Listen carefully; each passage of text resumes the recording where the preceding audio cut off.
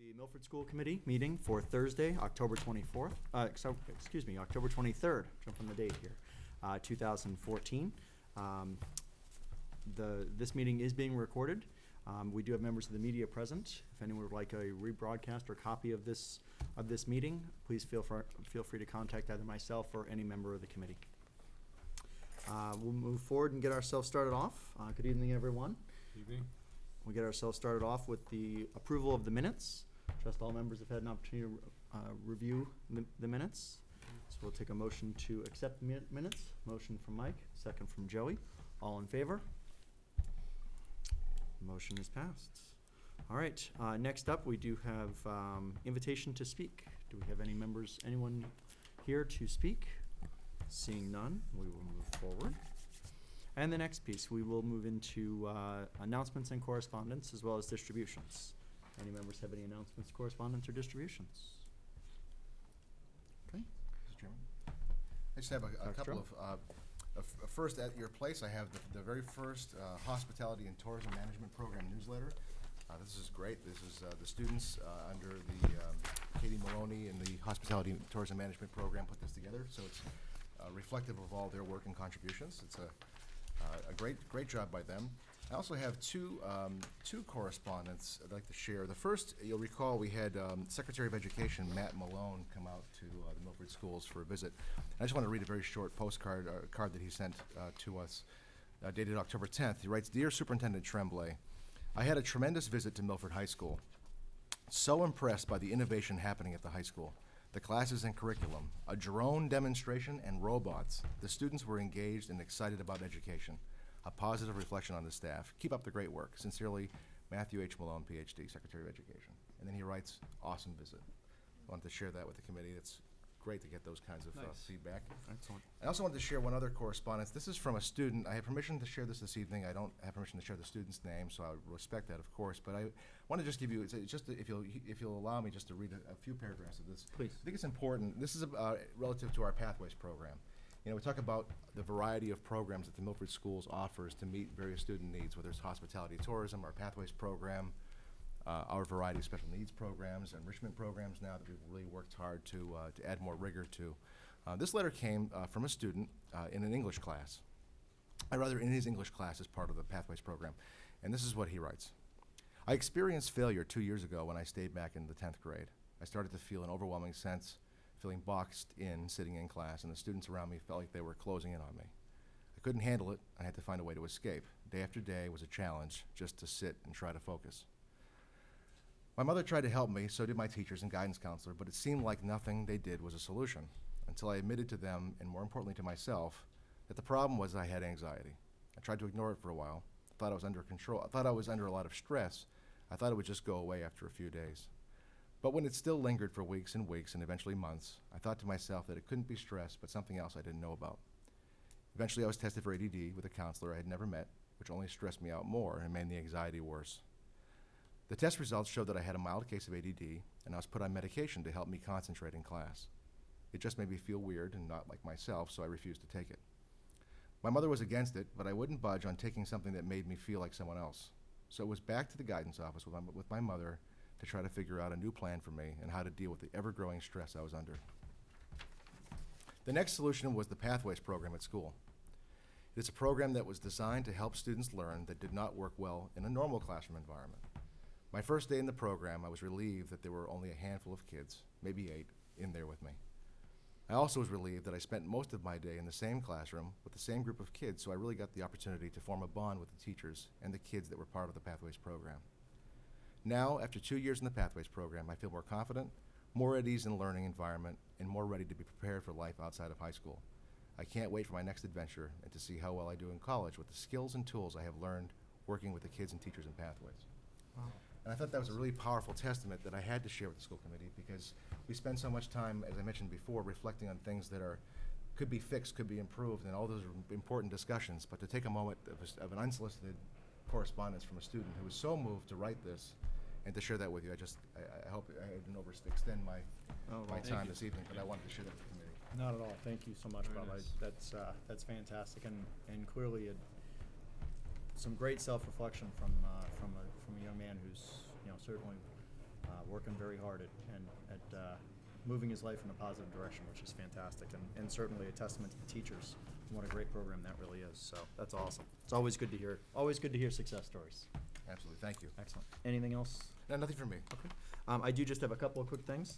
Actually, I'll give my just a plug here. We do have actually going through the Milford schools, and this actually goes in line with also the hospitality and tourism program. And I'm going to read a little bit here because I don't want to mess up the words here.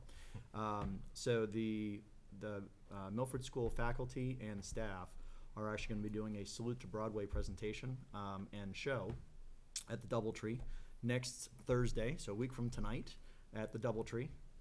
It's going to be a salute to Broadway. It's inspired by really the last year's production of A Funny Thing Happened on the Way to the Forum. The whole purpose behind this is that actually it's a district-wide program that allows faculty, staff, people that are working in music, people that are not, to come together, showcase their talents, and ultimately the idea of it is to actually raise funds for the Student Emergency Fund that we have here, that the teachers and the staff have actually put together over the years, really to help out in the case of catastrophic emergency of students and families in the town of Milford. So it's a fundraising program that started last year. The fund's been around for a while, but really the significant efforts started last year with The Funny Thing Happened on the Way to the Forum. Karen Wilson, one of our music teachers in town, started this program and has continued on into this year. So the program, it's $10 for tickets in advance. Nadine Pomeroy is going to be the one who's working on that. It'll be $15 at the door. Doors open at 6 p.m. And actually our Milford High School Hospitality and Tourism Program, it is being done at the Doubletree. They're actually going to be showcased and worked throughout the entire event. They're doing the setup for the event. They'll be working during the event. They'll be helping with serving the food, helping with sitting. Obviously, they won't be tending bar because it's against the law and they're underage. There will be a cash bar that's available, and there'll be hors d'oeuvres and snacks as well. So certainly encourage and invite everyone to come. Should be a great event. I've seen a lot of the rehearsals, and it never surprises me why we have such a talented music program. We've got some extremely talented staff in town. So look forward to seeing hopefully everybody there. Don't sell yourself short. You'll be on the program. I am on the program as well again this year. They convinced me for a second year in a row to get back on stage. So I will try not to embarrass the committee. That being said, any other announcements or correspondence? Okay, we will move on. Up next, we do have the appointment for the Milford Community Use Committee. So this is a board, just to catch everyone up, because this is something that, quite frankly, I was not aware of. It's something that's been a little while. We actually have an appointment, have a number of appointments actually to the board for the Community Use Committee. So, Bob, I just want to make sure I find the piece here on this. Bear with me 1 second. Excuse me.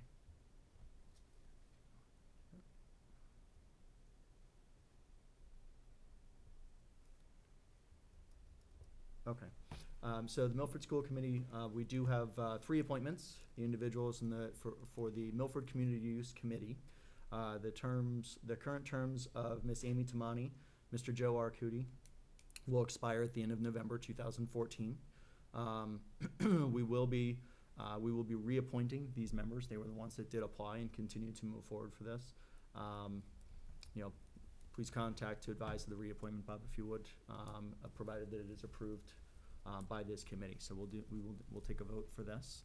We need to take a motion to reappoint Amy Tamani and Joe Arcudi, who have been serving on this board. So we'll take a motion from Dawn, second from Joe. All in favor for reappointing? Okay, and the motion carries. It is unanimous. And Bob, just for point of clarification, these positions, it was posted in Town Hall, these availability and how to get on this committee, this process. Can you just talk us through that? That's just correct. a little bit In here? some years past, it had come up, like, how do you get involved on this community use committee, and the appointees are the other people who are interested in that. So it's my understanding these are the only persons who are interested in this, but it is posted publicly, so if people are interested, they would express their interest to I think it's to Len Morcone, and then that would come forward to the committee if there was a number of candidates to be selected. Okay, great. And then Joe, you had a question? I was just gonna ask Exactly. the same question, yeah. So Yep. it sounds like there's one open seat left were they looking for 3 people and Right. they were appointing 2? I'm not sure if the terms are staggered, and there's another seat that's not Oh, okay. up this year.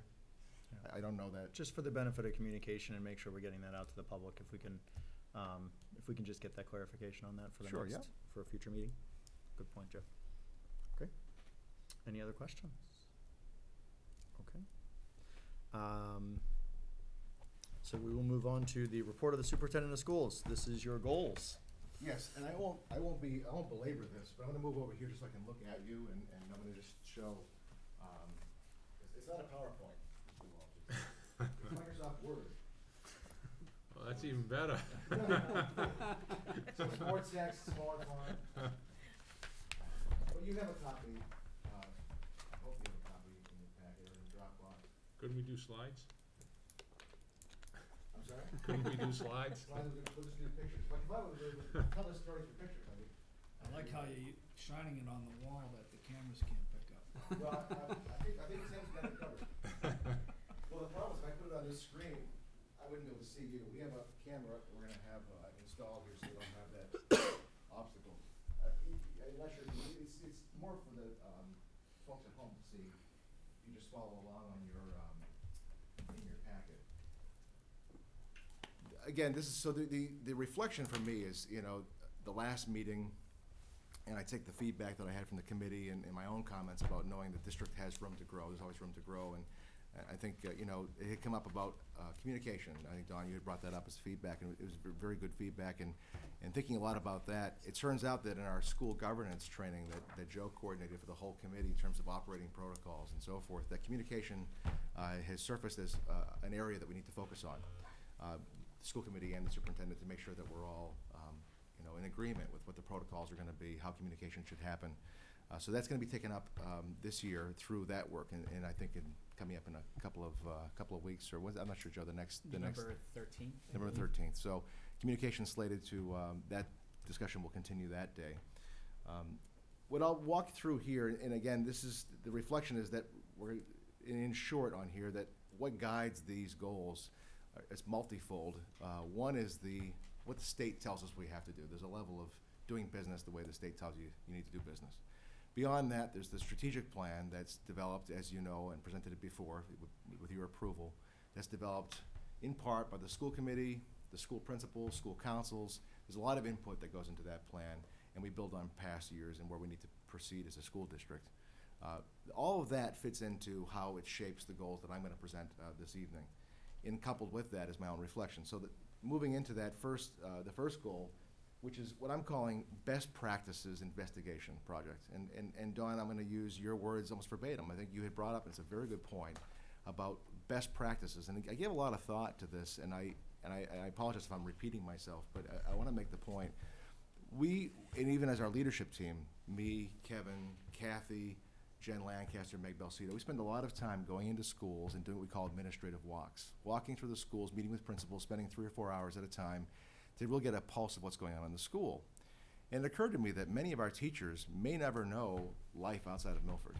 Many of them are homegrown, they've taught here their entire careers, and even for administrators like myself, where I've been in the district now for 17 years, but only in Milford, it's only when I get out through an accreditation visit or I get out to a conference and you network with people, you say, wow, there's another way to do this. There's maybe a better way. And so the challenge for me lately has been, how can I identify not only what does Milford need, which we've done in part in this plan, but where can I get those best practices to say they're doing it really well there, and let's go see that. And then the next level of that is to say, who should I bring with me, sort of on the bus, to go there and see that, to bring it back, because that will inspire our staff. And so I took your point, Don, and I don't mean to single you out, but it was very constructive feedback that have really resonated with me, and have already begun to affect some change with that thought process.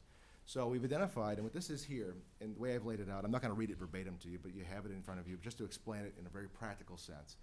Identifying what I think are the key areas for the Milford schools to move it to the next level. And areas, we've done such great work in remediation work, getting our students who are English language learners, lined with the right instruction, and special education, when providing the best learning opportunities for our students in Milford and without having to send them out. We're not doing enough for our high achieving students. We're simply not doing that. So one of the priority areas here is for enrichment, gifted and talented.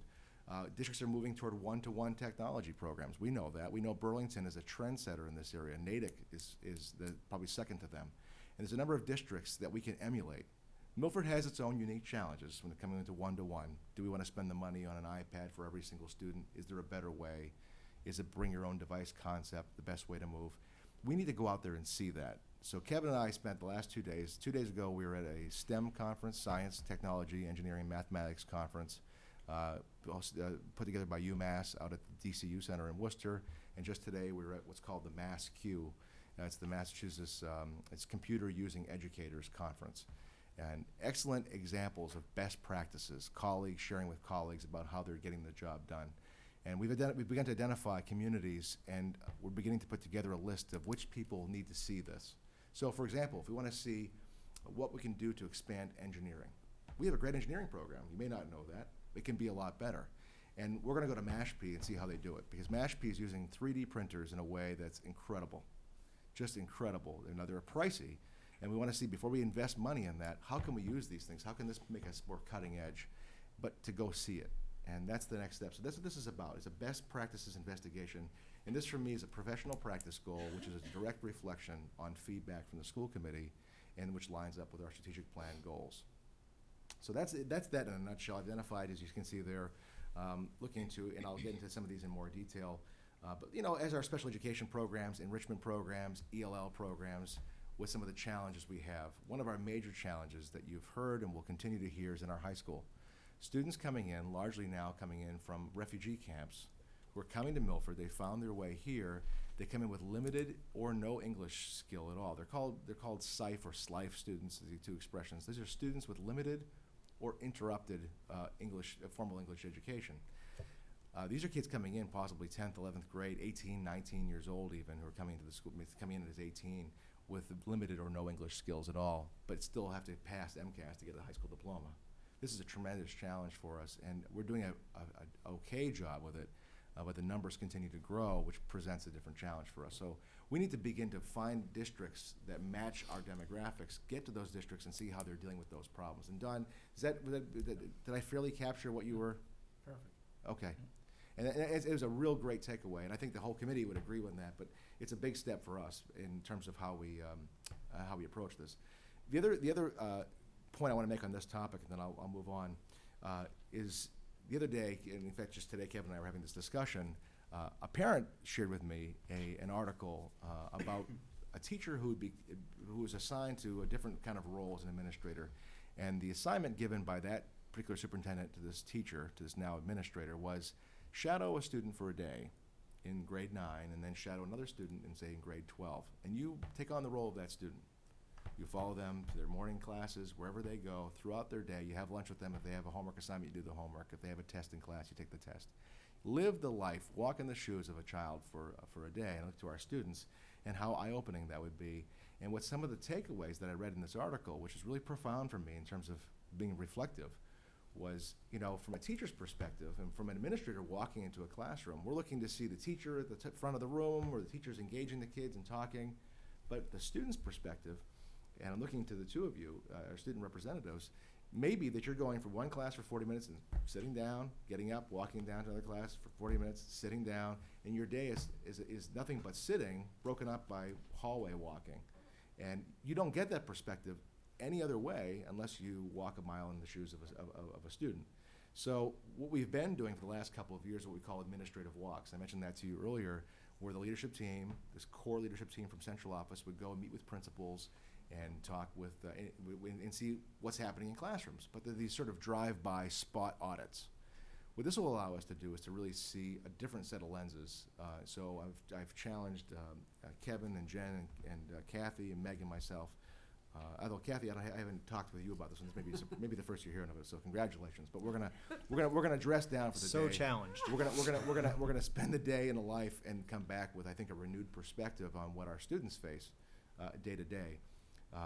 We'll begin that. We're looking at grades 5 through 12, where students are changing classes more or less, as opposed to sitting in a first or second grade classroom for the day. Might be a little overwhelming for that teacher to have, the superintendent sitting in her class all day long. So that is part and parcel to this best practices. We may find that there's other things. We find, for example, the teacher may need some ideas on how she can better engage her class so that students aren't sitting idle. And maybe we find in our visits to a school district elsewhere that we see a great model of that, and now we get that teacher to go and see that. So what I proposed here is by May 15th of 2015, 10% of the Milford Public Schools teaching and administrative staff will have had the opportunity to experience firsthand best practices in education through organized site visits and classroom observations outside of the Milford Public Schools. So taking roughly a staff of, say, instructional staff, say 350, looking at about getting 35 teachers out this year. And so over a period of years, 10 years I suppose, give or take, we'll get all of our staff out to rejuvenate and come back and bring those best practices back to Milford. Any questions on that or comments? The only thing I would just say, unless any other members have any comments, I would just say, I think it's a fantastic idea. Very creative, definitely thinking outside the box, way of kind of taking education and the perspective, kind of flipping it on its ear of, you're not just looking at it from the front of the classroom, you're looking at it from the receivers of the information. So I think that's fantastic. I guess my only thing that I would say is,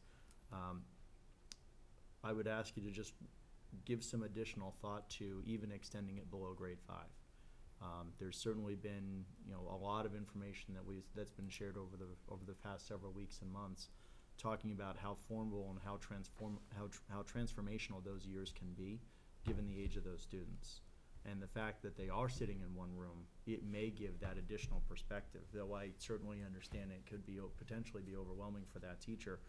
But I think a lot of that comes down to how it's positioned and the relationships that we have with those teachers and that the administration has with those teachers. I think if we're approaching it from, hey, this is not an I gotcha, this is, we really are looking for a way to for continuous improvement, and that we can perhaps provide an objective opinion on it. I think that can be just as impactful and profoundly helpful for those instructional teachers as we can for those as they transform classes, because it's different perspective at each of the different grades. That would be my only ask for that. Sure, fair point.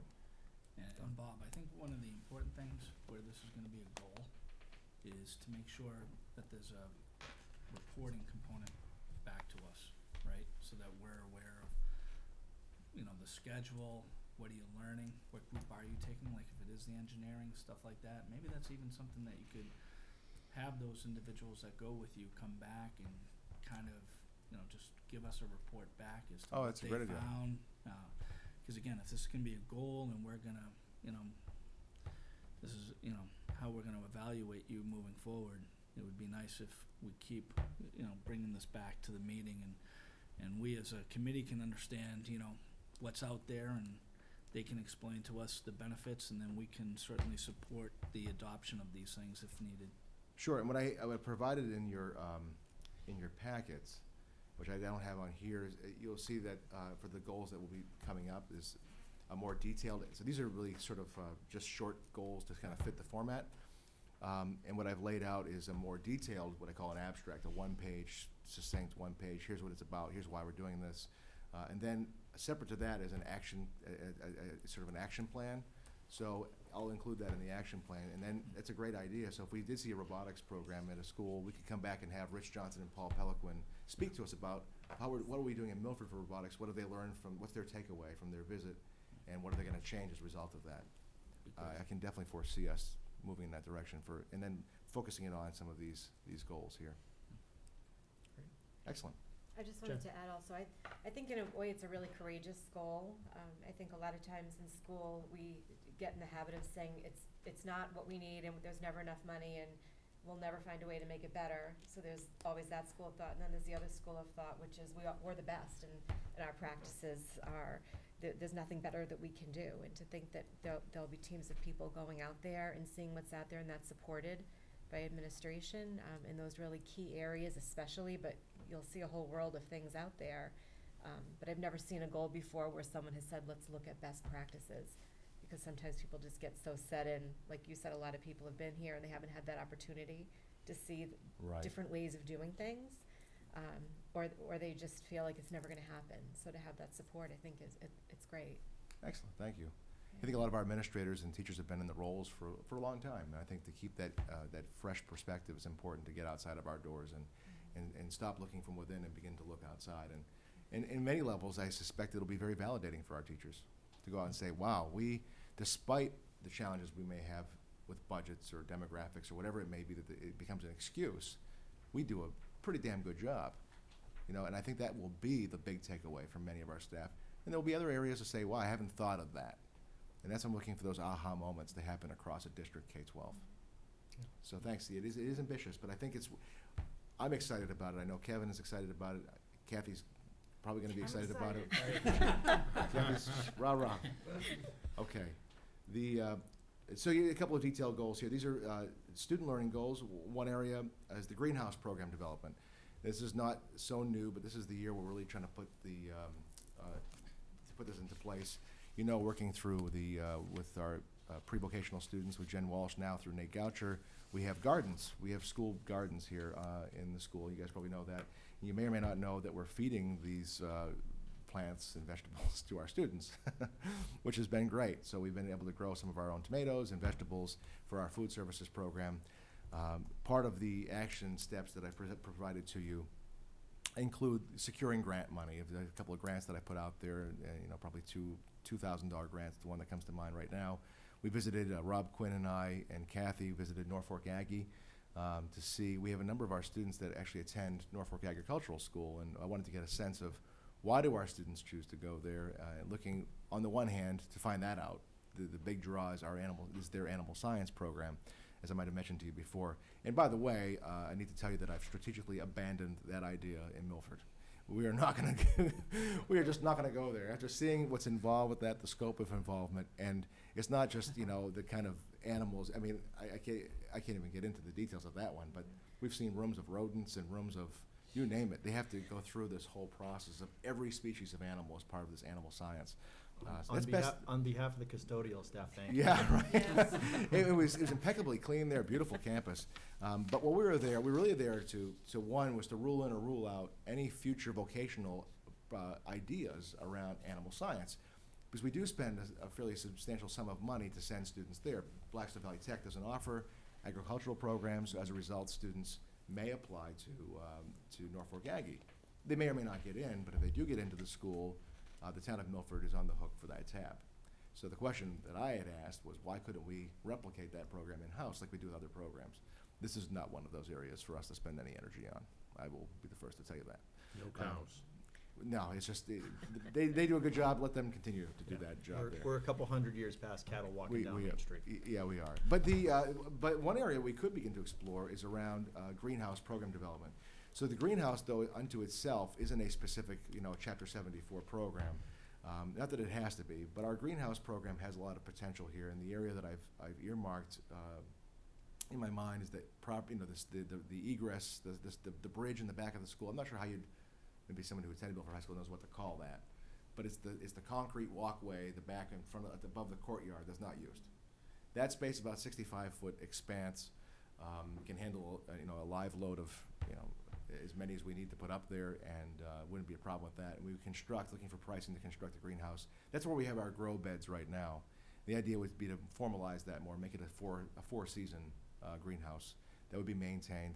That would be in partnership with the Greenleaf Garden Club in Milford as our community partner, and also would be for our pre-voc and vocational students. And then students possibly there the idea is to expand, again, what Milford High School does well, and better than a lot of other comprehensive high schools, is the amount of electives and course offerings we offer. But to do more now with offering horticultural classes and expanding perhaps botany, things that can begin to take the garden, so more than just producing tomatoes for the food service program, it's really a whole expansion of our science program. So that's one area that we want to look at here. Any questions on the greenhouse initiative? I think this is a great idea. This is, even at my house, we kind of promote, growing your own food, eating your own food, and me and my wife we even have my son growing tomatoes, even though they didn't get red this year because we planted them like 3 weeks ago. But I think this is a great idea, and anything I can do to help achieve this goal, I'm all for it. Excellent, thank you. Absolutely, and I know for some reasons too, or I don't know for some reasons, but Norfolk Aggie, I've seen a lot of kids. I work for Milton Cat. they take tours through our building all the time. Maybe we could incorporate something like that. I don't know if it's for mechanical reasons, for skid steers or whatever, to work on the farm, or for agricultural reasons. It is, what do they call that program, Kathy? Do you remember what it was, It it's was, agricultural technology, or something like that? There was an engine component. There is a Yeah. whole course sequence on They come- farm technology. They come through our, my building at work, take classes, tours, everything. So I mean, that could be something that we Oh, could no kidding. feed into this too. Yeah. That's great. I think it's an area that we haven't really delved into. That, Yep. and it would, on the real superficial side of things, it would really beautify. If you've seen an aerial shot of Milford High School, the garden, that Roland St. Jean back in the day, envisioned from the Rotary Club, and that whole space is beautiful. We have tables outside. Kids respect that space. I don't know if you guys get out there at all. Yeah, isn't it nice to sit outside and you have, it's you feel like you're sort of grown up. You're treated, you can go outside and have lunch. It's great. But then there's that real sort of unused space above it, that we can make that a real functioning greenhouse, and that has multiple uses, providing food for the school program, which is just being green, and then at the same time expanding science opportunities. I think it's a home run. Great. Mike? Bob, I think at our first not safety, but wellness committee meeting, on the agenda item for nutrition, when the school garden was brought up, it was amazing the excitement in the room of everybody about how, the gardens are used and how it's used in the cafeteria, and, especially Judy Dagny's, the head of the school nursing, what a great idea she thought it really was. Yeah, she's been a real advocate with that, and I'm glad you mentioned the wellness committee, because we do have the wellness committee that's partnered with the Hockomock Area YMCA, and so through that partnership, there's been more grant money available to us. I just applied for the Whole Foods grant for about $2,000 to support our school garden, and now there's an additional one from Stop and Shop. So looking at a lot of the grocery stores who support this, and there's a huge movement out there if you follow this in the health and wellness world of community gardens and school-based gardens. And so it's putting us a little bit ahead of the curve. A lot of schools are still focused on technology, which we are, but we're also having a really balanced approach. We want to make sure we balance our arts programs, our academic programs, what we're doing to keep kids healthy, and the like. Okay, moving on. The other area, this is for student learning, is our robotics program expansion. So you're going to start to see these goals, I think, at least that's how I've envisioned them, to be really moving beyond what you would typically see in a presentation. You typically see, our MCAS scores to improve. We want these things. The more we make school exciting for kids, the natural outcome of that is going to be improved test scores.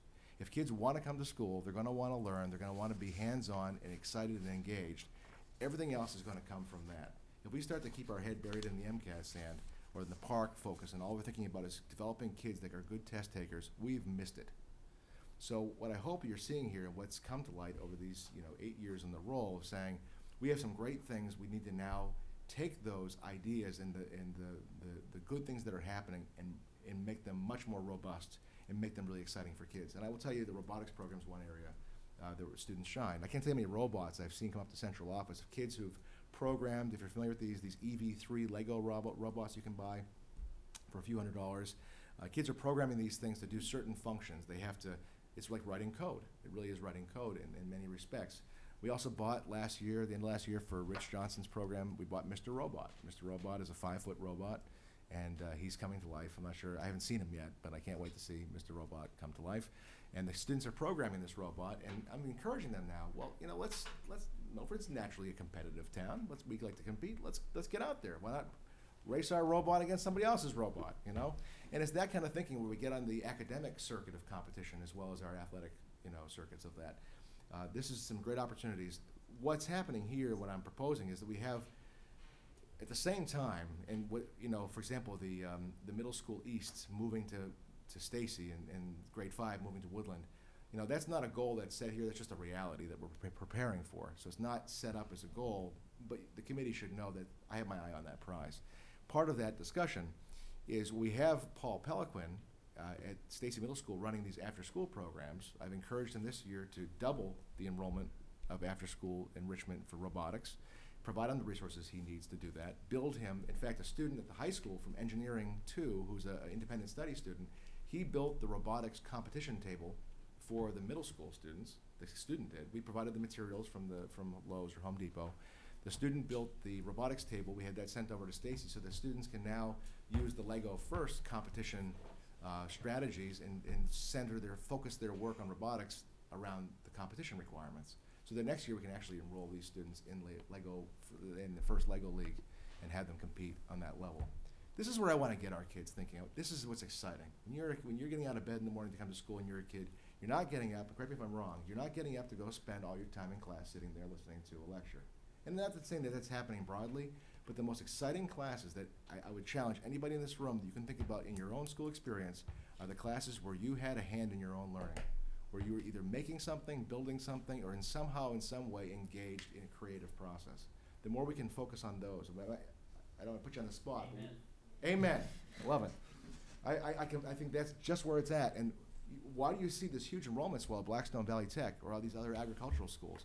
Because they're getting a hands-on one week, and the next week's the learning to inspire the hands-on the following week, and it's this great feeder system. But at Milford High School, in Milford Schools, we have an outstanding curriculum, we have outstanding staff, and we need to just build upon that. Get kids excited to come to school. All the other ills will go away, I believe, if we do that well. So that's the robotics program expansion, more or less in a nutshell. Are there any thoughts or questions on that? And again, all this is broken down in more detail, it's not on this presentation, but in the sheets that I gave you as supplements, you'll see the action plans for all those. Yeah, and Joe. I just want to reiterate what you had mentioned. We saw that firsthand when Dr. Malone came in and did the tour.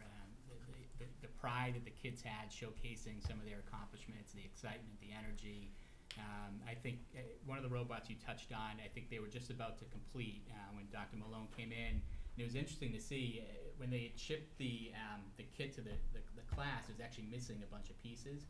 And these kids had to think outside the box and figure out, okay, what can we use Right. to substitute for some of these missing pieces and use some of their creativity and problem-solving skills. And you could just see how excited they were about it. So you're right, that hands-on experience makes a big difference. It really does. So the more we can build out these programs, the better our kids are going to do. You hear talk about the 21st century skills. What is it? We're well into the 21st century. Those skills are how you collaborate with each other, how you think outside the box and problem solve. Yeah, China, I can tell you firsthand, right, from being in China. China does a great job with their math and science scores for those kids who are selected to be in those classes to get that education. It's not for everybody. American education system is an entirely different animal. You cannot begin to compare that on a world system. What we do well and what we create here, and which is why we have so many of our brain drain outside the United States, is because we as Americans know how to think and know how to problem solve in ways that other countries can't figure out. And they look to the United States on that. And we do that. The more we can cultivate that, that's 21st century. How we talk to each other, how we work through problems is what we want to do. I think these programs will get there. And I think this is when we start to invest in these programs like a robotics expansion and paying for memberships and getting our teachers to go take a trip to a school district who's competing and send them to competitions and pay the way for kids to go there. We're gonna really turn kids on to education in a way that we haven't seen yet. I need to just underscore for a minute, take a break, and say these are all really ambitious goals. So I'm hoping to God I can meet these and not end up with a needs improvement at the end of the year, because they're all really big goals. But I think that they're really all worth taking on. So I'm going to give my disclaimer right now, saying I'm going to try my best and surround myself with a team and make these happen. But I just want to give myself a little disclaimer so I can come back and say, remember I told you back in October. All right, world language program expansion. Here's another area. I'm going to just read this verbatim. I think it's succinct enough. The effort to develop and refine world language opportunities for students enrolled in the Milford Public Schools is based on research that early language learning improves a child's cognitive abilities and which correlates with higher academic achievement. Another area we're talking about, by doing this, other things will manifest themselves. In this case, students will be better test takers if they understand Latin roots to words. They're not learning necessarily how to take the test, but they're learning maybe the Latin roots, and they're learning that which evolves into a second language for them. And this is all part and parcel to the same solution. So I'm looking for a program, again, another enrichment program. This can't right now, in my view, fit easily into a school day beyond where it's being offered at the middle and high school level in terms of language offerings. I do think that Milford High School needs to be looking at what world languages we should be offering beyond what we offer now. Among those is Mandarin. I think we're missing the ball on that, and I'm looking to bring that in down the road. I've sent out a parent survey. If any of you have children at the grades K through 4, you may have already seen the survey. If not, what I asked in the survey, which was one of the action items, was to find out from families, do they have interest in having their child learn a second language? It's really an enrichment activity. And put some of the money, and where I envision this budget coming from, is the committee was good enough to support the shadowing exchange program we have 3 students who are, tuitioned in students from China here who are doing well in Milford schools, by the way, doing very well. And using that tuition money to now put back in and invest in the system as a research and development concept and say, let's spend some of the money from the world language program on the world language program and give opportunities for families to learn, and even their parents. If the child wants to learn Mandarin in grade 3, let's give their parents the same access. Let's give this so they can practice at home together and make it a family event. Let's find ways to engage families in this language learning opportunity. So we'll give it a couple weeks and I'll have a better idea. Now, it could come back that the families are generally not interested in this, and therefore I'll abandon it. I don't have a problem with that. But if there is an interest, and I suspect there will be, if people are understanding sort of a global economy, that there's a need for this. The languages I think I've put on the sheet was Spanish, French, Italian, Chinese, maybe Arabic. I can't remember if I did that or not. Then I'm talking K4. Not preschool, and I'm looking to offer this program, at least right now in my mind's eye, offering this program 3 or 4 days a week, so they have opportunities, short term, but short sessions rather, but to practice more frequently. If any of you have learned a language, you know that's how you have to do it. You really have to immerse yourself in that. Once a week or an hour a month is not going to do it. So this is one area looking to expand. So there's a K4 element to this, which is really enrichment driven, and then down the road looking to offer this to high school. We do have a high school student, by the way. You may recall that we subscribe to Virtual High School. Virtual High School serves the needs of some of our students who either they have a scheduling conflict, or there's courses that we don't offer that they're ready for. And we do have a student who's taking Mandarin through VHS, Virtual High School. The problem we have with Virtual High School is that only Mandarin 1 is offered through VHS. So what do we do for that child when they want to continue through, Mandarin 2?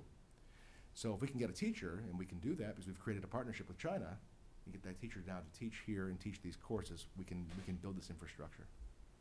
So what's been happening in the last couple of years in our relationship with China is one step toward this end. Any questions or thoughts on world language expansion? You sort of see a theme here. I think you'll see the theme that I'm kind of going for more exciting, enriching opportunities for kids, and less about sort of getting out of the mud. We're going to now sail. And I think this is where I've been excited for the last 8 years to get to this point where we can now really move to the next level for this district. And I would challenge what these goals and these ambitions are for Milford against any of those W towns. I would put it up right against it. And I would say we're going to do a better job in some cases because we have the resources here and we have the interest here. The Technology Integration Task Force, this is a big one. This is a real big goal that will exceed beyond this year. Again, a lot more detail has been put in, but I'll just boil this down for you very quickly. We have a technology task force, and we'll be having a technology, I think it's slated for the agenda coming up in November. We'll introduce you to Paul Blivis, who's our IT director for the town. You may recall last budget cycle, we had we had 2 technology paraprofessionals. And we relocated them into other roles, and we now have a technology integration teacher, Sarah Boyle, who's done a terrific job. She'll come to the committee and report what she's doing and how she's working with the staff to integrate technology in their classes and really give you a sense. But our real focus now is to go observe those best practices, as I mentioned earlier in the meeting, and see what's out there and what is the best model, begin to price that model, and give that to the committee for budget time so you can say, here in the next 3 years, here's the dollars we're looking for, and here's what we're going to do with that, and here's the system you can expect to have at the end of that. And that's what this committee needs, is a blueprint for technology, and we're well on our way for that. It's been a real big climb for us. If we could probably find a way to give everybody a device or have everybody bring their own device in a year or so without much difficulty. The difficulty, though, is the architecture for the network and making sure we have the fiber to support that. We were in a session today, Sarah Boyle and I, and we're using Google Classroom, fantastic platform. One of our thoughts is really to move everything in our district over to Google Classroom. It's free, and it's an amazing utility for teachers. And there's great education support for that. But it relied on everybody in the room at the same time accessing the network wirelessly. And if that system shut down or the wireless network wasn't able to accommodate that many devices at the same time, which is the case now, we'd have a real problem. So we need to build the architecture first. So this integration task force is hugely complex. It needs to be here, it needs to be a goal, but there'll be much further detailed discussion on this, and it will be in parts over the course of the year. I can try to answer questions that you may have on this, but if you look at the action plan and the IT assessment, which is like 40 pages long, you'll sort of see what we're up against.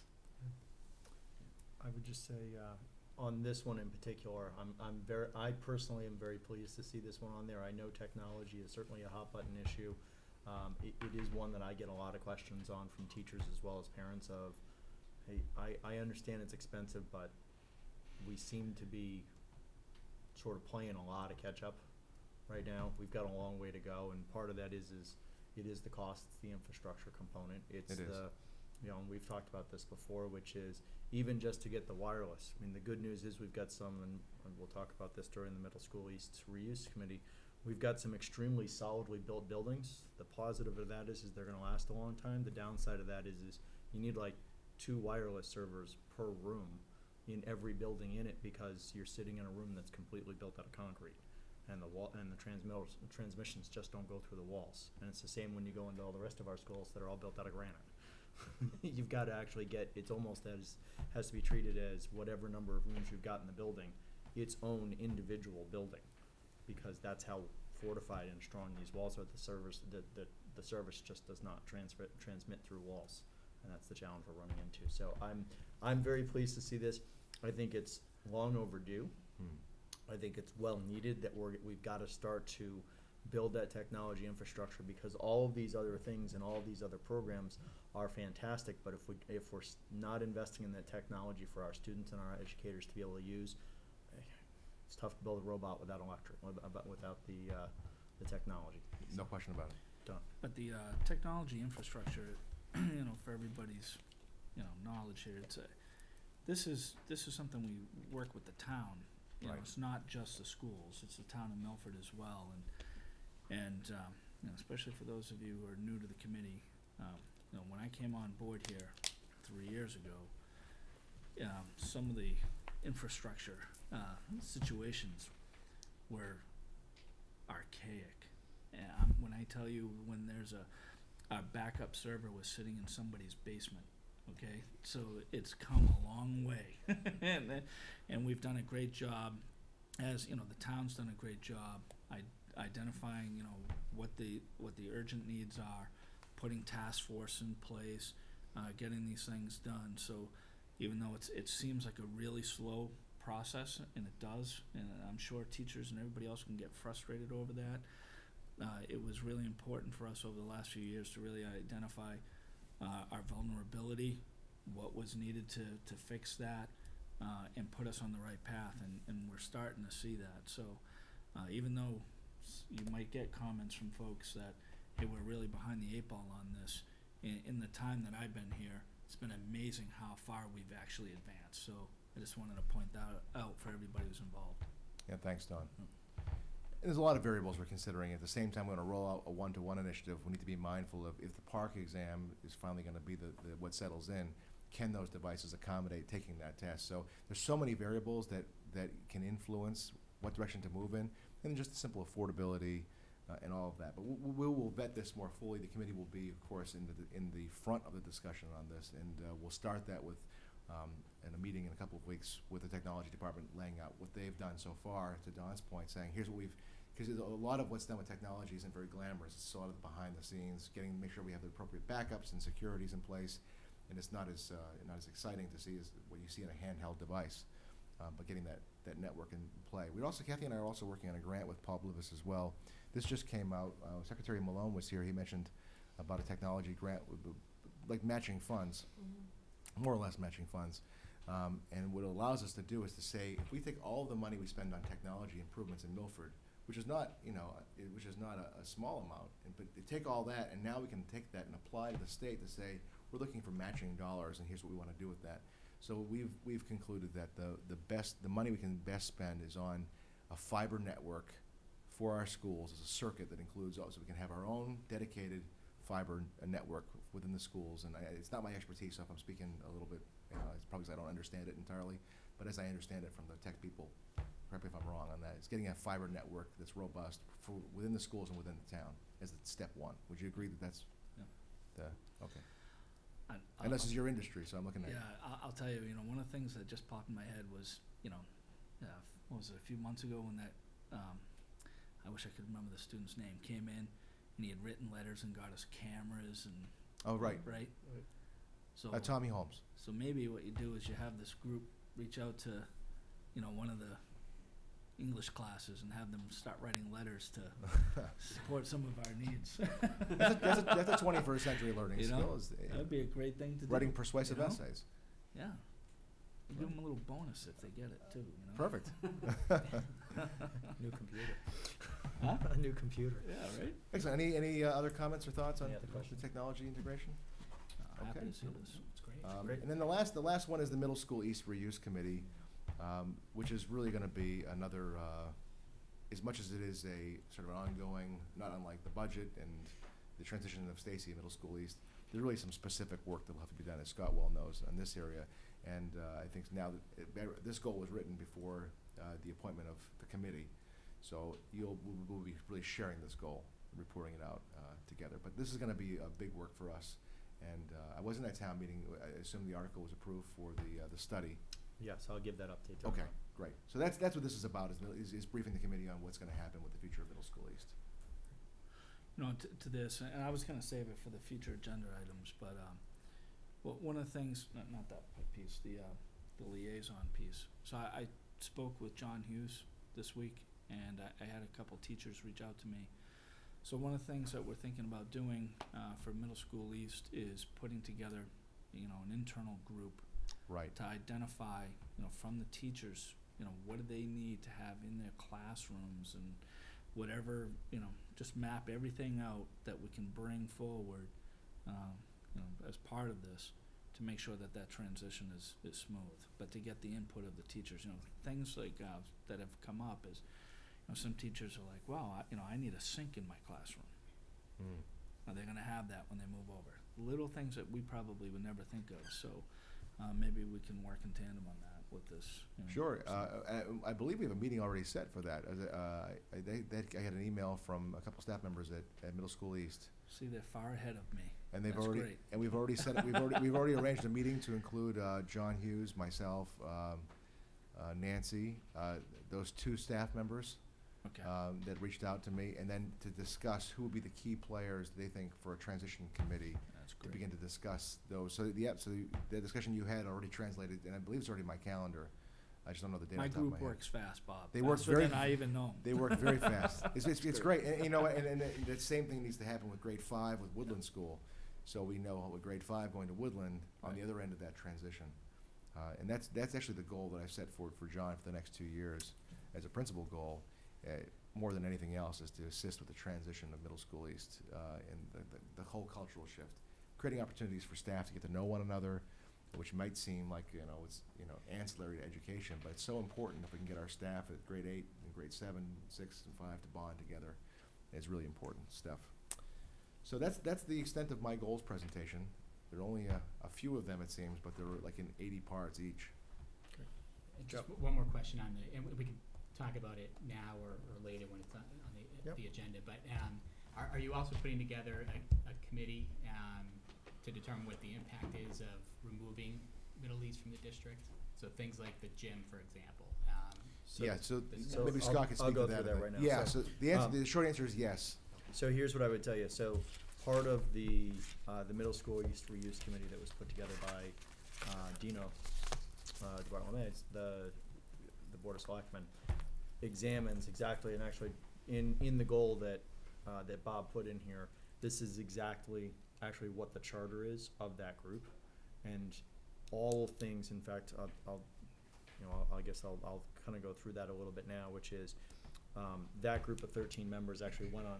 Our last meeting was actually a tour of the building, including the gym. And what the intent is of this committee is to explore all options, mixed use being one of them, which is what is the impact of the gym? Because it's not just on the schools, it's on the town at large. And what I would tell you is looking at what that committee is really with the exception of Board of Health and the water company and our water waste treatment, every other board in town is represented. So we've got zoning, we've got finance, we've got schools, we've got community use, we've got the Board of Selectmen, because we've got a Board of Selectmen member that's on the committee as well. So all of those groups are looking at all of those things, including what's the impact of the gym staying, not staying, what can we do with the building. So part of it is we've got to first assess and understand, and what was agreed upon as a committee was, first thing we got to do is we got to find out what we have and what we don't have.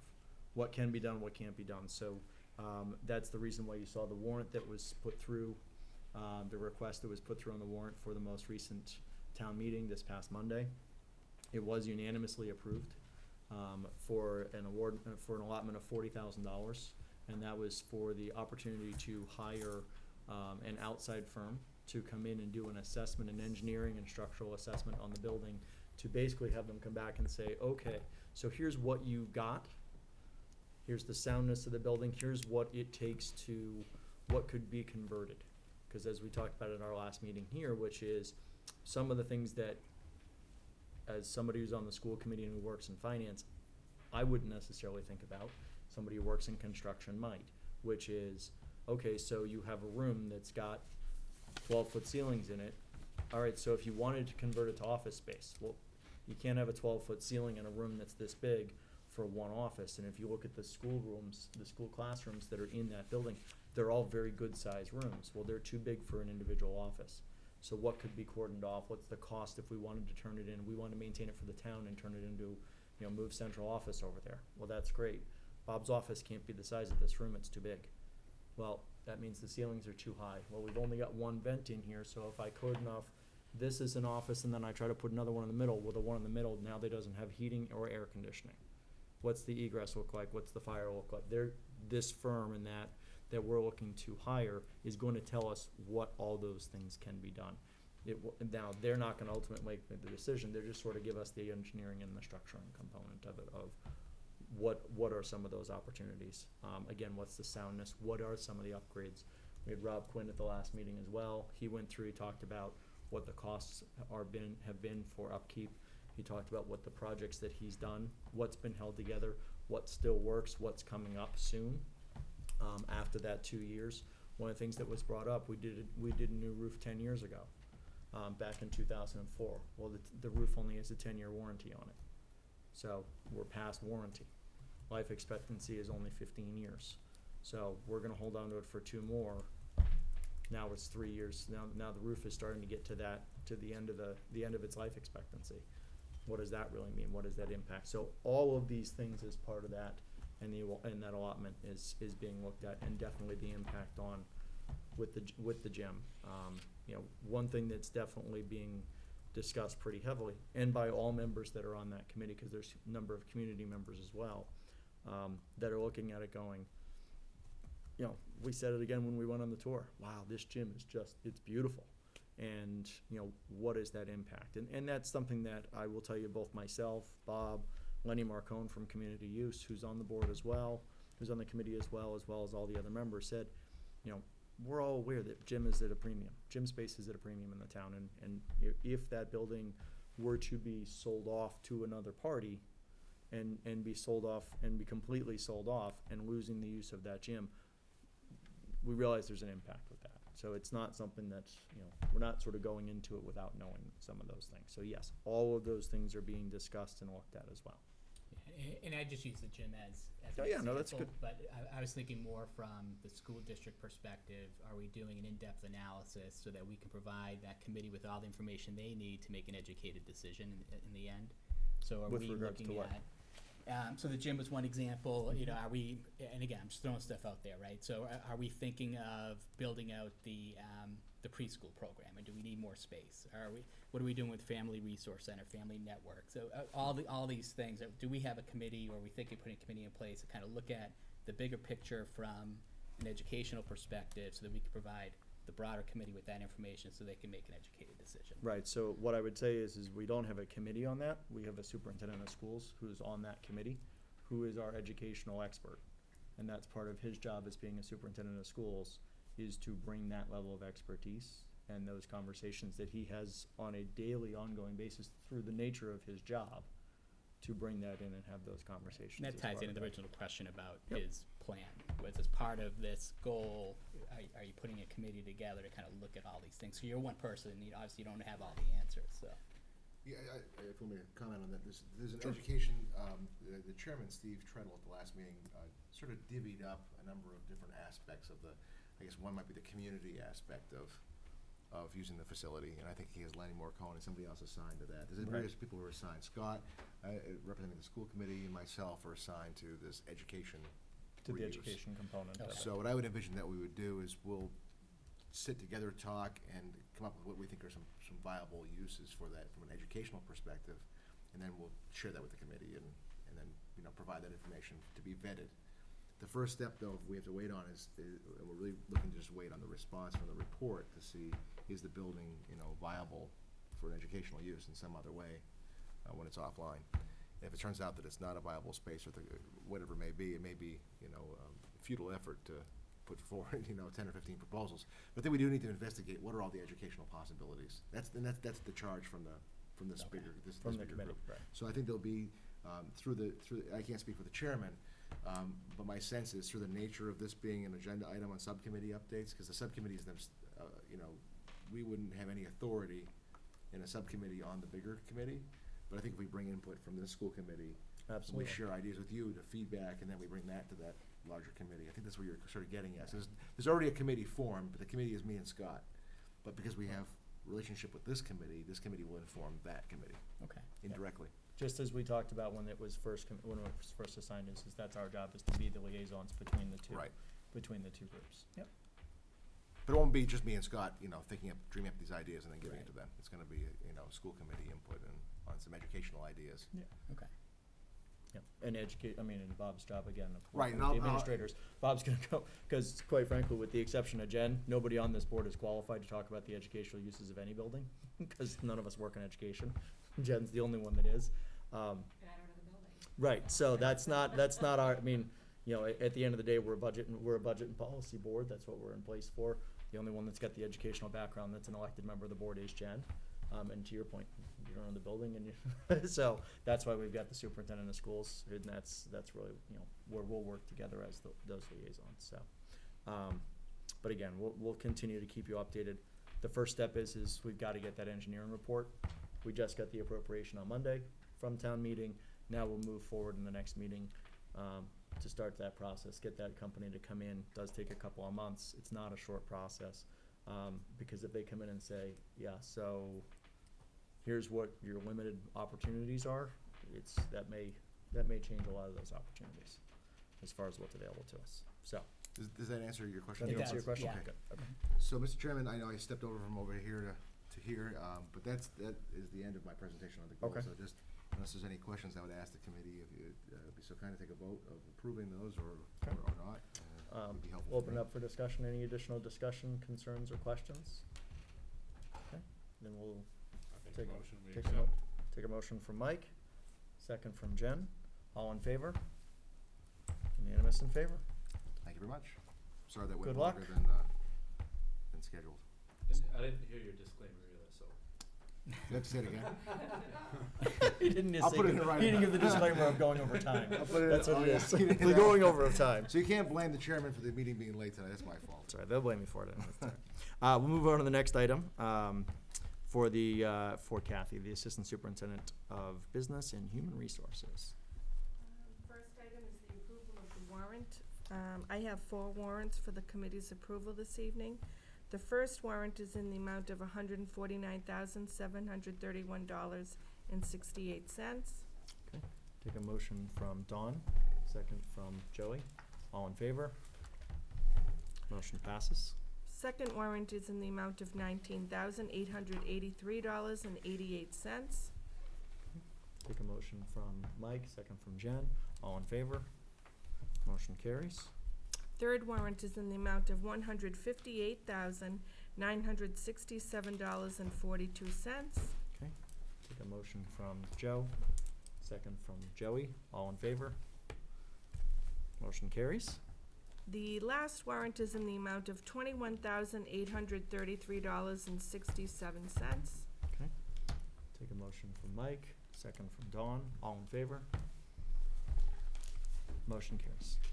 The committee also has for them a FY15 budget update for their review. There is no concerns to inform the committee of this evening. We also have a personnel update. It is informational only. It is of the last appointments and hires made from our previous meeting. And that is all I have for this evening. Thank you, Kathy. All right. Mr. Chair, Yes.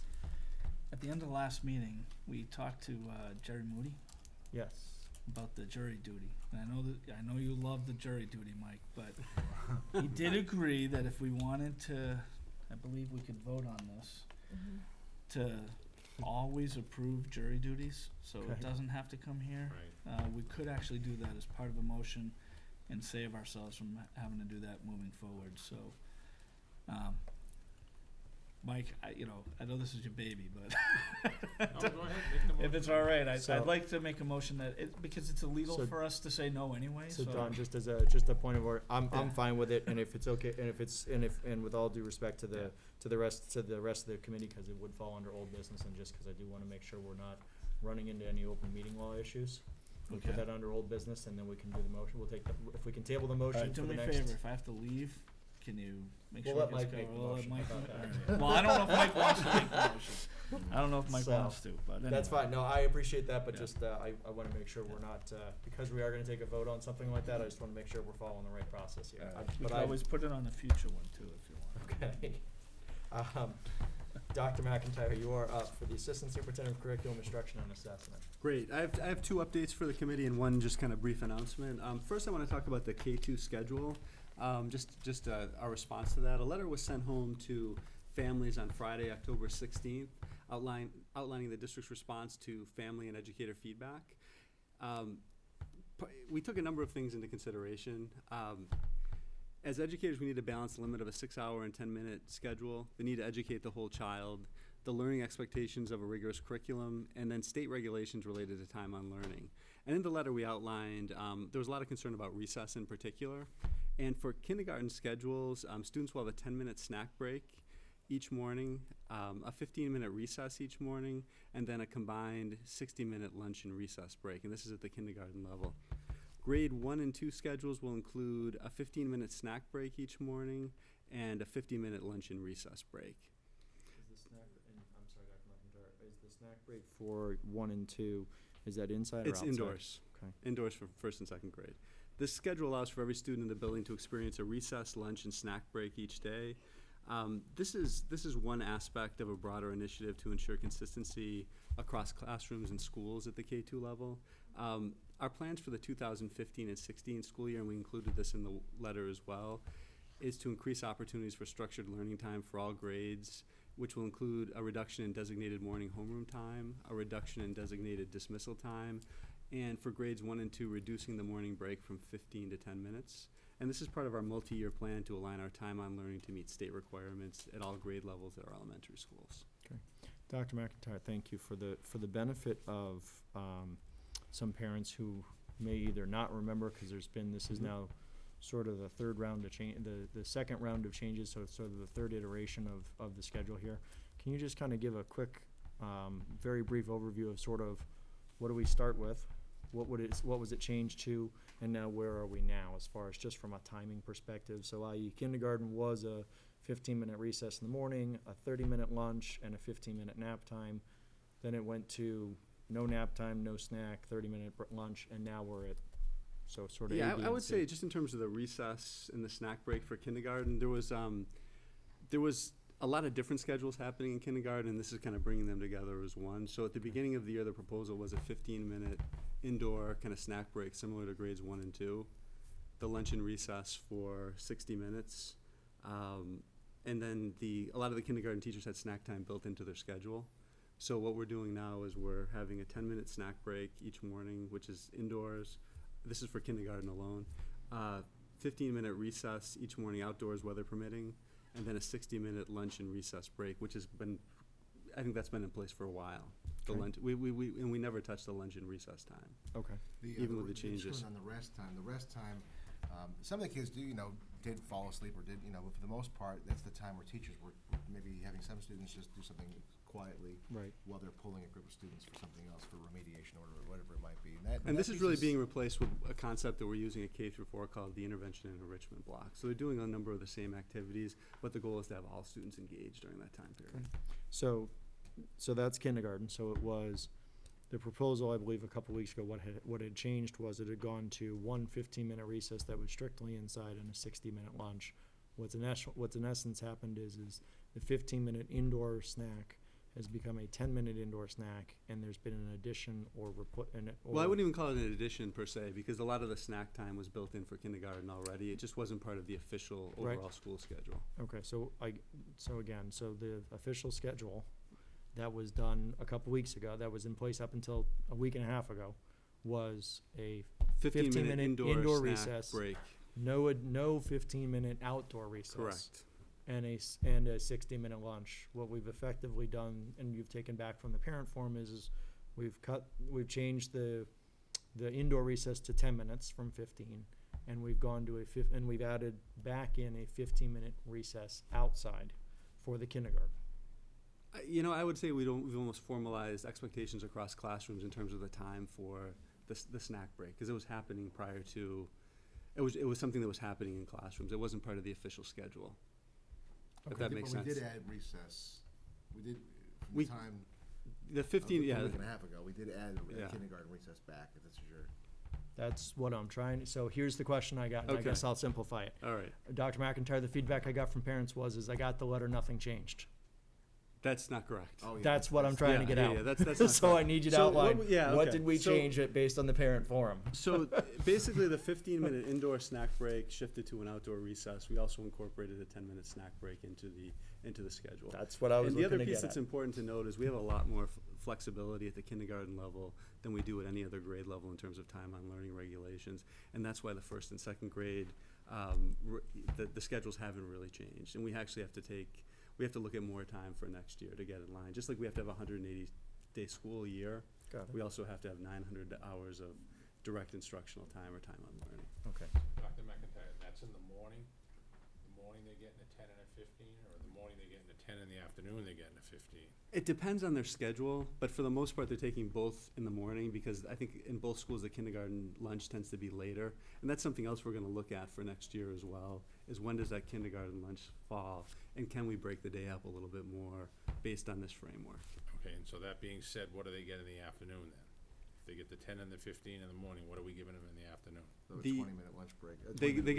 They have a 60-minute lunch that After the includes lunch. half the lunch, it's half Gotcha. lunch, half Gotcha. recess. So it's Okay. about a 30-30 break for kindergarten, So they get 25-25 for first and second grade. And then for first and second grade, so again, in the interest of so prior to the parent forum, what caused the parent forum to happen was the concern of, we don't have Correct, recess for correct. first and second grade. Our hands What are has changed since the So, parent forum in terms of for first one and second two? grade, our hands are kind of tied. Okay. For any grade above first grade, Okay, or any grade above kindergarten, because the kindergarten regulations, again, are significantly more flexible in terms of what counts towards time on learning versus what counts for time on learning first grade and beyond. okay. And then the expectation shifts even higher when students get to secondary school, because it shifts from 900 hours to 990 hours. So there's a 10% increase when students head to the second So grade that level. now, doctor, is gonna be 10-minute snack indoors? So it's 15 minutes for this year. Next year, it's gonna be a 10-minute Okay. break. And we're also gonna cut back the morning homeroom time and the dismissal time. And that's for all students. And then their that part. afternoon is gonna be the 20 after lunch? At 25 after lunch. So we've never touched that. The 25 and 25 has been consistent. Okay, so for the benefit of, again, the parents, and my understanding, because through conversations that Dr. Tremblay and you and I also had, even with this change for grade 1 and 2 where we're at right now, are we now meeting as it stands right now with a 15-minute We indoor won't for this snack? year, we will for next year. And how far off are we right now? You know what, I can get back to you on that in particular hours, but for next year, I think we will be right on target, and that's why it's a 2-year rollout, and it was always gonna be a 2-year rollout. I believe the conversation that we had was that we were still sitting at about somewhere around 40 to 50 hours short. Correct. And that's um, why we're moving the for other the time year for the following in year. this current, so we're somewhere Correct. in the range of 40 to 50 hours, just for the benefit, again, we've got Correct. a lot of parents that this is a hot button issue. got a lot of attention, a lot of passion around this, which has been great, So but also understanding that balance between. from a the two. calculation perspective, 1 minute equals 3 hours because there's 180 school days. Right. Okay, so yeah, so we're And still so every minute we grab equals 3 hours of instructional time. for the year, which is significant. Correct. So we're still running at about 40 to 50 minutes below the state expectation for time on learning. Correct. And next Okay. year we will be in line. Okay. Based on those additional changes. Any other members? No? Joe? And so essentially our hands are tied because of the time on learning requirement. First grade and beyond. For first grade and beyond. Correct.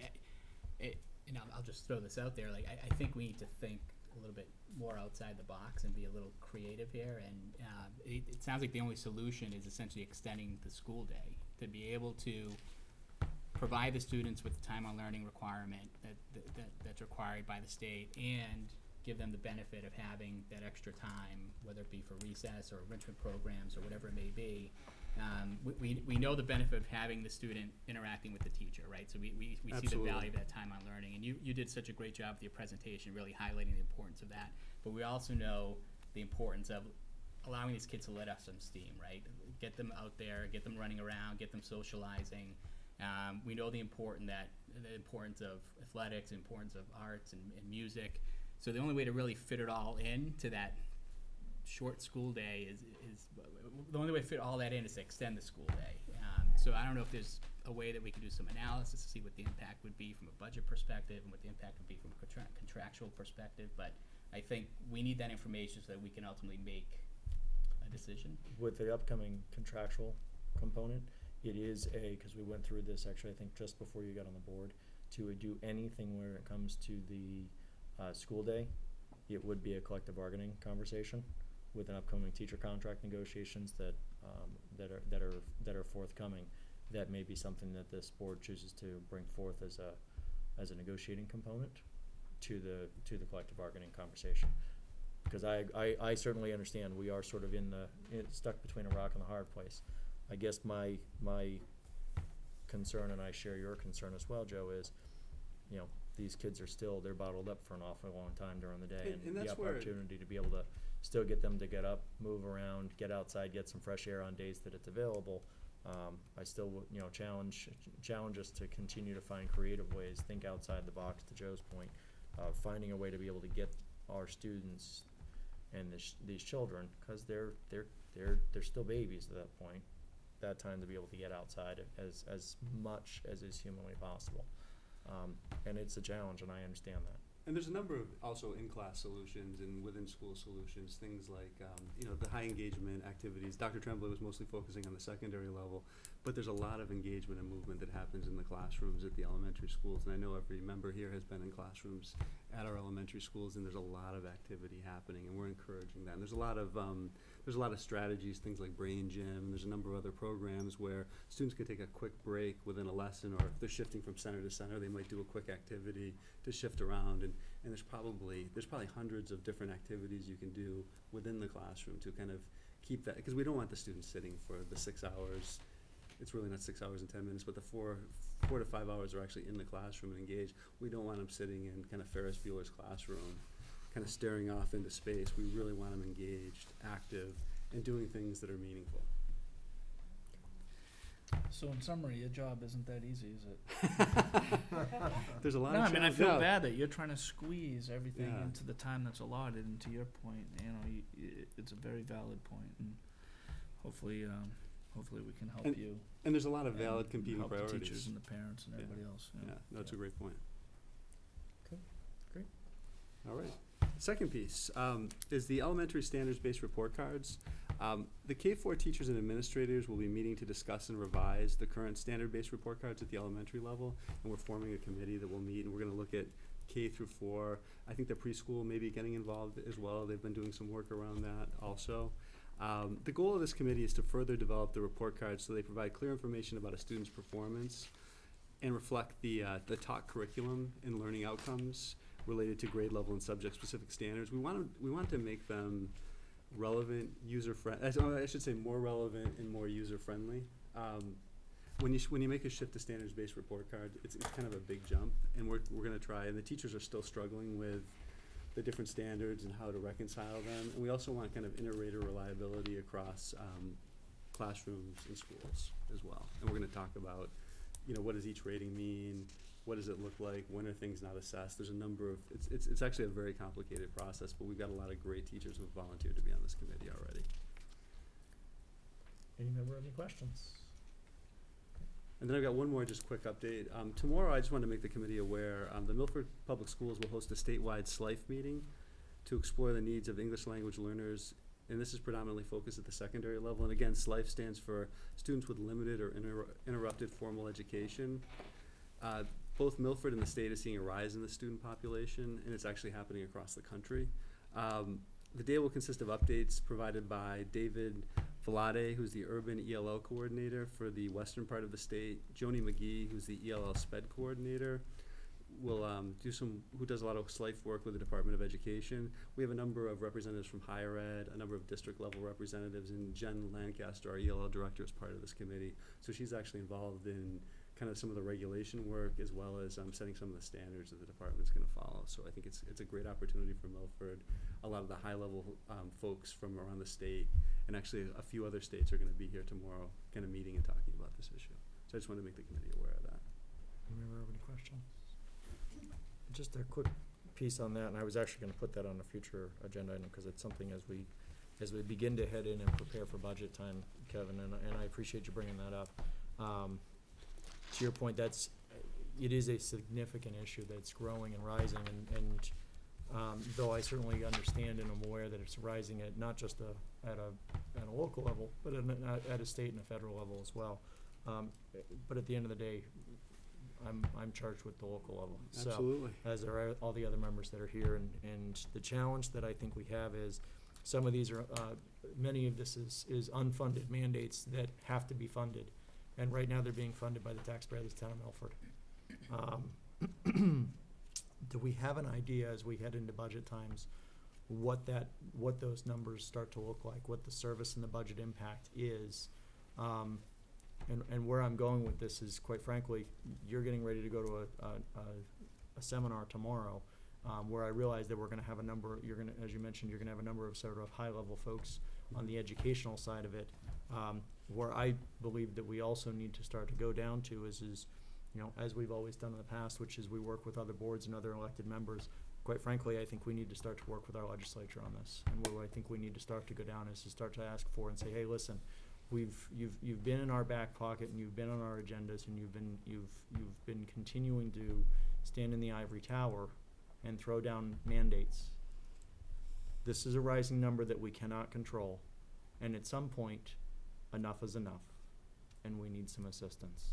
One of the things that was going over at town meeting on Monday was the fact that the state assistance for municipalities the state income and revenues has continued to rise over the last 10 years, and the percentage of funding to municipalities from the state has substantially shrunk and was projected to continue to shrink for their level of participation in funding over the coming years. So I would like to go, and where I think we do need to start to go is working with our local representatives to make sure that our voices are heard. Our job is to represent the students and the taxpayers in Milford, as is theirs, and making sure that our voices are heard and that our parents and our teachers and our students' voices are heard. So if we can get some impact numbers from a budget, because it's going to be important, we're still going to have to fund them. At the end of the day, whether they're English language learners, limited formal education plans coming up from refugee camps, what's that impact? What's the numbers we're looking at? What's the budget impact? I think that's going to be critical for us as a body to be able to understand, as well as, because we're going to have to pay for it, and what does that impact look like, and how can we start to look for getting some help on this, other than just going back to the residents and the taxpayers in Milford and saying, hey, by the way, we need more money. So I apologize for getting on a little bit of my soapbox there, but this is. No, and any resources that we can bring. It's important. Any external resources we can bring to the table. And it's timely with where you're going definitely tomorrow, help the which is great. process. Absolutely. Scott, John. And I don't know if that's a future agenda item or a separate meeting, but at some point, we probably should get together with administration and talk about which mandates are impacting Milford the most, and then reach out to our legislators, see if they're willing to come in and meet with us. I'm sure they'd be more than open to doing that, but I think we need to get our hands around specifically which mandates are the biggest issues here in Milford. Which is why we asked for absolutely, I agree with you, and that's why I was asking Kathy as we start to get prepared for that budget time. Historically, what has been the biggest impact for us is special education and English language learning. Those are the two biggest unfunded mandate impacts on the town of Milford, and have been over time. I would say the SLIFE, the population of students with limited or interrupted English education is a growing one. Is the biggest Growing. growing issue for us, hands down. And it's above a all blockbusters. relatively new challenge in terms of the number of students. In the past, you'd have a few students, and now we're seeing larger numbers of students that present learning challenges because they've had an interruption to their education. Yeah. And it's a funding issue. It's and just getting the demographics of what the needs are too. So I mean, our teachers do a phenomenal job. We've got to support them with the needs in these mandates. So I think getting that, understanding what the impact is for the budget, so that we can start to put those things in place. And you're right, working with our legislature, and I'm confident I'm hopeful that they will be as receptive and vocal as we need them to be. Yeah. In how do we sort of understand where they're coming from, and A, fund them, and B, if there's any control over of how do we sort of limit the flow here, so we're not are we bearing a disproportionate burden from other towns and municipalities in the state. Based on some data and some information that conversations, I do believe we are bearing a disproportionate burden from perhaps some other towns and municipalities throughout the state. So that would be definitely helpful information as we can go into budget time. That would be Sure. critical. So yes, a future agenda item, most definitely. And that concludes my report. Thank you, Dr. Thank McIntyre. you. All right, subcommittee updates. We'll go into athletic. Have you guys met? Joey and, okay. Do we have one scheduled or not yet? No, I think we're waiting just for the AD to be approved and we can start getting Yeah, more the stuff interviews going. took place yesterday and today, so hopefully that'll all come out soon. Safety and security? We merged it in wellness, and I'll Yep. report it to wellness. Okay. Policy? I know you guys met this evening. Met this evening. We'll have a policy for the committee's review at the next meeting. Have Bob work with you on the agenda item, and we started the discussion about the protocols as well. Great. Woodland School Building Project. That'd be you. He's not I'm here. taking my notes on presentations on SLIFE. There's not been a meeting since the last time we've met. Okay. in Woodland School. Wellness. Wellness/safety and security. Let me say, I came out of that meeting with the same feeling that I did, the first meeting of safety and security. A group of people in a room with open conversation, and the information that comes out of it through communication is just mind-boggling to me. It's just some of the topics that we talked about, and to my point, we come into the high school, or we come into the schools, and anywhere where there's vending machines, we put in, health. We take out all the things from the vending machines that we think are unhealthy, and we bring in all the healthy food, and that's good for the wellness committee, but what we forget is the vending machines, the income from the vending machines are used to fund student activity accounts. So we bring all this health into the machines, and what happens? Nobody wants to use the machines, and what happens, particularly at the high school with Nancy Angelini and her student activity accounts, the money's down. So we had a discussion, we don't wanna give up the health, but is there some way that we can help in a different way? Is there a happy medium where we can meet, or is there a way that we can fund what what they're losing for the student activity accounts? But again, it was an open dialogue. People in a room that going into that room that day, most of us didn't know that. So it became a very interesting, open dialogue. Another thing that was really interesting was brought up by Amy Leone from JAG, I believe, is the survey on substance abuse. And Bob, this was as you were there, this was a big one, is first of all, how can we get this filled out? And this survey, if anybody wants to see it, I'm more than happy to show it, is just full of some very difficult questions that need to be asked as far as substance abuse go. Whether it's somebody, grading themselves, or it's a parent looking at a child. And what we're saying is, what is the best way to get this out and have it accurately filled out? Not have somebody take it and say, oh, I'll take care of that, and not do anything with it, because we really want this information. This really opened up a dialogue that, was unbelievable, and I don't think we really finished it, but we're still saying, to all of us, particularly Amy, this information is so important, because this is where we start. This is where we can start to help, And what I, had brought up, only because I had heard this before, that sometimes it's very difficult to get information like this from certain households because the parents are uncomfortable with it.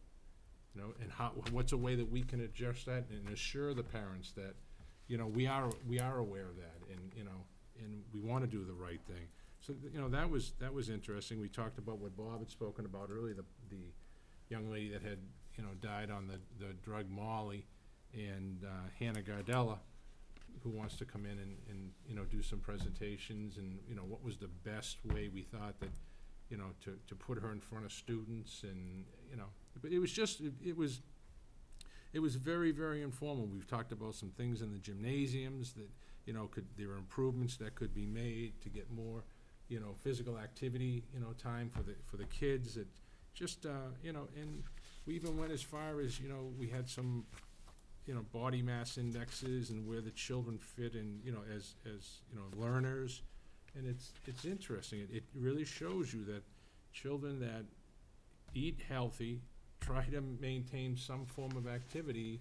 It's no different. We sit here and we watch the music program, and they say children that are involved in music, children that are involved in sports, tend to score better. And the evidence is right here. And that's a question that I wanted to ask Bob, and I forgot to, was it'd be really interesting to see where at the high school level and the class ranking are your athletes, of all sports, not just, it's any child that's involved in some kind of an after-school sports activity. Is there actual proof that shows that they're in a higher ranking in the class? In other words, are they learning at a better rate? Do they understand things better? It'd be interesting, because that's one of the things that we touched on that day. We used the fourth grade as an example. But I said, what if we took it one step further and took it all the way up to the high school?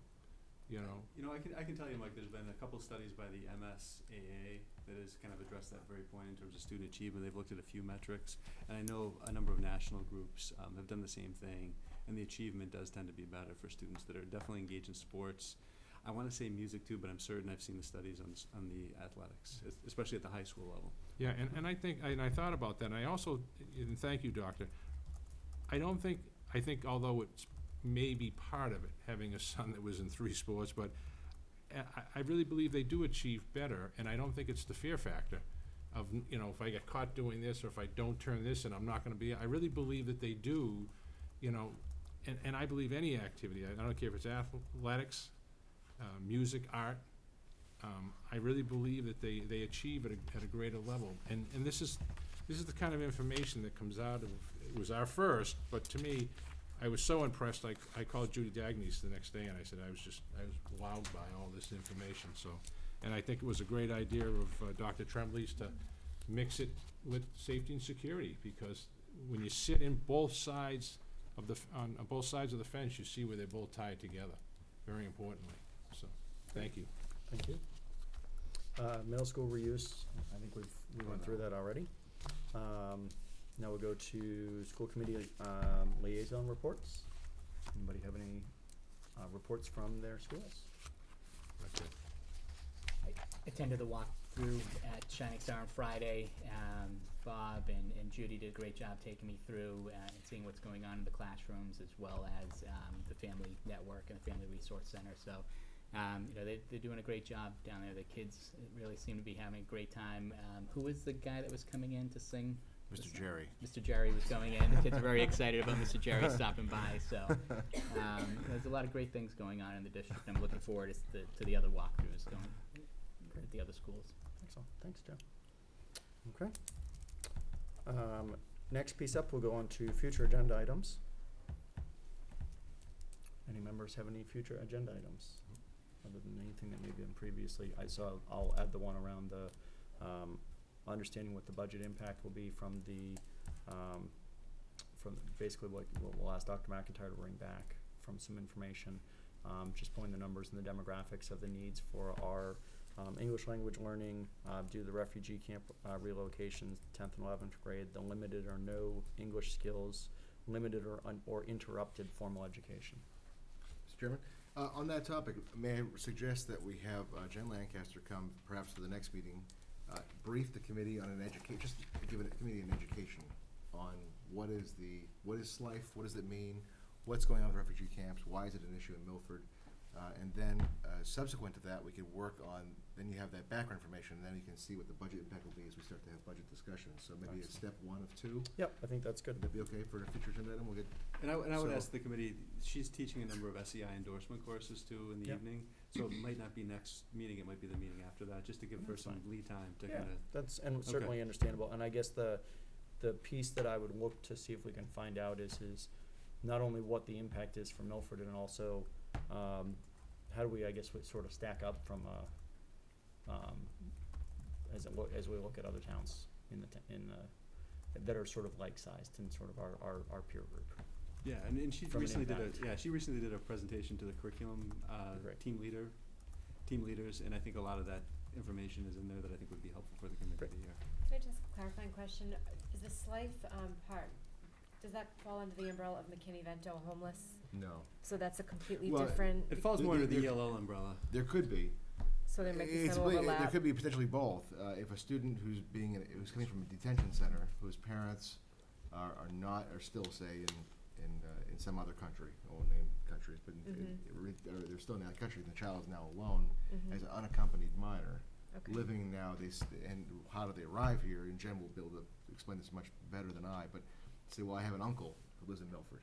So now they relocate that child who's unaccompanied to Milford to an uncle's house.